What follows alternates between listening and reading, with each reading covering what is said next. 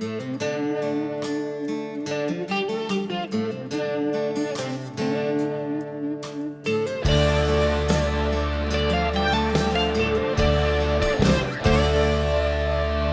เกิดอะไรกับความรักเราเหมือนมีเรื่องมีราวเรื่อยไปไม่เคยใช้เหตุผลคุยกันเลยสักครั้งอยู่ใกล้ๆแต่ยิ่งห่างไกลคล้ายๆเธอมีอะไรปิดบังแม้ขอโทษเธอทุกครั้งเธอยังรำคาญจะทำอะไรก็ไม่ถูกใจอยากเดินใกล้ๆยังรู้สึกผิดยิ่งคิด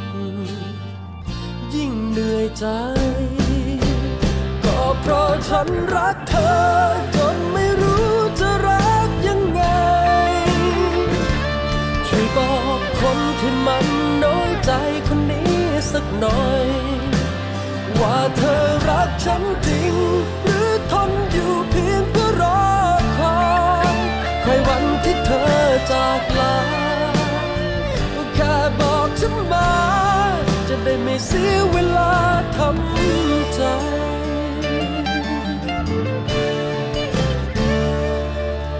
ที่ผ่านมาก็พยายามตามแต่ใจเธอทุกอย่างจนบางครั้งความเป็นฉันมันหายไปช่วยบอกกันสักหน่อยก็ดีถ้าหากวันนี้ฉันยังไม่ใช่จะได้รู้ว่าฉันควรไปทางไหนดีจะทำอะไรก็ไม่ถูกใจอยากเดินใกล้ๆยังรู้สึกผิดยิ่งคิดยิ่งเหนื่อยใจก็เพราะฉันรักเธอจนไม่รู้จะรักยังไงช่วยบอกคนที่มันน้อยใจคนนี้สักหน่อยว่าเธอรักฉันจริงหรือทนอยู่เพียงเพื่อรอคอยใครวันที่เธอจากลาก็แค่บอกฉันมาจะได้ไม่เสียเวลาทำใจ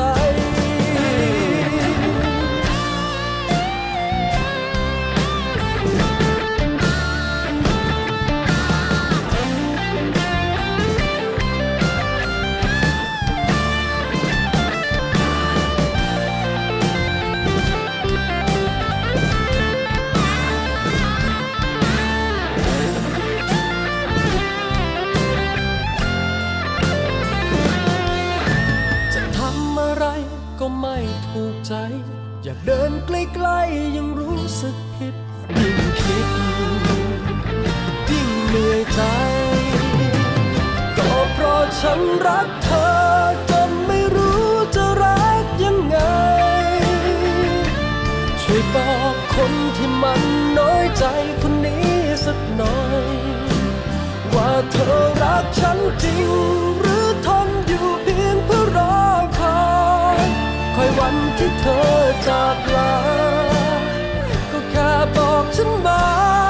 จะได้ไม่เสียเวลาทำใจช่วยบอกฉันมาจะได้รู้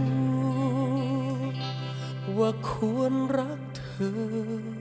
ยังไง